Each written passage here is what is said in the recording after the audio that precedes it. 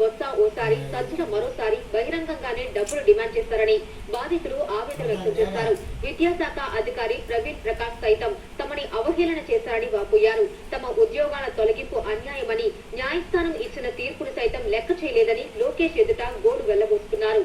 బాధితుల ఆవేదన విన్న మంత్రి లోకేష్ త్వరలోనే సమస్యను పరిష్కరిస్తామని హామీ ఇచ్చారు.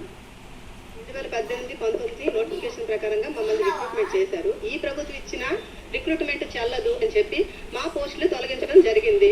అంతేకాకుండా మాకు అన్యాయం జరిగిందని ఎడ్యుకేషన్ మినిస్టర్ బొత్స సత్యనారాయణ గారి దగ్గరికి, అలాగే సజ్జల రామకృష్ణ గారి దగ్గరికి మేము తిరిగాం. ఎవరి దగ్గరికి మేము వెళ్ళా సరే మీరు వృత్తి చేతులతో వస్తే పని అవ్వదు, మీరు పెట్టెలతో వస్తేనే పని అవుతుంది, మీకు మేమేమి చేయలేము, మీ ఇష్టము, మీకంత ఒక యూనియన్ తెచ్చుకోండి అని ఇలానే మాకు మాట్లాడేవారు. మమ్మల్ని ఆఫీస్ చుట్టూ మొత్తం తిప్పారు. కానీ మేము ఎక్కడికి వెళ్ళినా సరే మమ్మల్ని పెట్లు అడిగారే కానీ మాకైతే మాత్రం న్యాయం చేయలేదు. మేము కష్టపడి పోస్టులు సంపాదించుకుని వచ్చాం. మేము డబ్బులు ఎలా సరిస్తాం? ఇప్పుడు ప్రవీణ్ ప్రకాష్ గారు కూడా అతని దగ్గరికి వెళ్ళిన అతను కూడా అలానే మాకు ఈ ప్రభుత్వం మాత్రమే న్యాయం చేస్తుందని మేము ఎదురు చూసాము.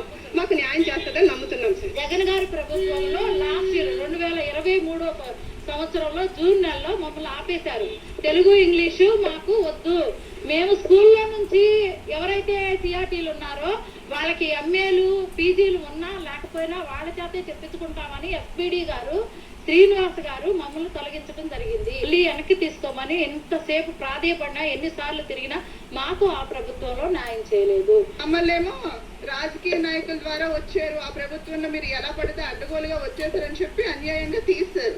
మీరు ఏదైపోయారు, మీరు ముసలి వాళ్ళు అయిపోయారు, మాకు యంగ్ వాళ్ళు కావాలి అని చాలా ఘోరంగా మాట్లాడి మేము కరెక్ట్ గానే సెలెక్ట్ అయినా కూడా తీసి తెలుగు ఎవరైనా చెప్పగలరు అని ఎలా చెప్తారు సార్?